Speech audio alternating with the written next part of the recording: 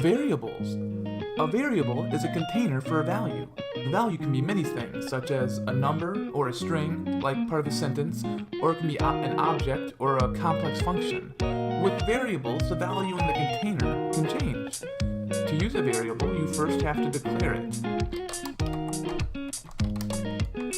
There, that variable has now been created or declared. You're going to create a variable using the var keyword, the const keyword, or the let keyword. Now, before ES6, you could just use var, so that's still the most common, but those other keywords are available. After creating the variable, you must initialize the variable. This is where you just give it a value. This is done with the equal sign.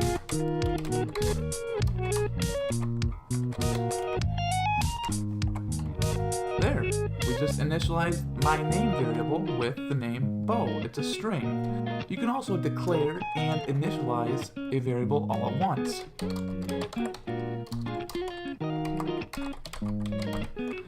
So we declared the variable state and we initialized it as Michigan.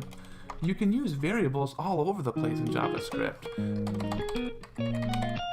So here, if you want to, console.log is just going to put something into the console over here.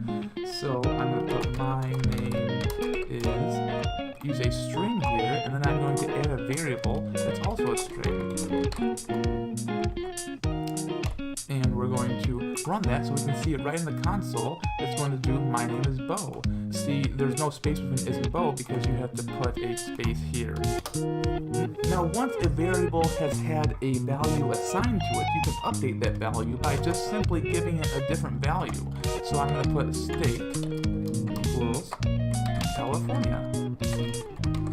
So before, state equals Michigan, and now state equals California. So if we console.log it or do anything else like that, it's going to equal California.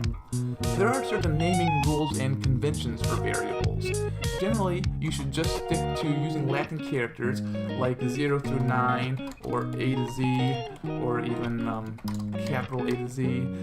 And you should not use underscores at the start of variable names. While this is allowed, it has certain meanings and could get confusing, so don't use the underscore at the start. Numbers at the start of the variable will cause an error, so you can't have a variable that starts with a number. It can have a number in it, just not at the beginning. A safe convention to stick to is the lower camel case. So this is just the naming convention. See where it says my name up here? That's lower camel case. When you stick multiple words together, you should do it without a space, and you should capitalize every word after the first word. So if we're going to have a longer variable,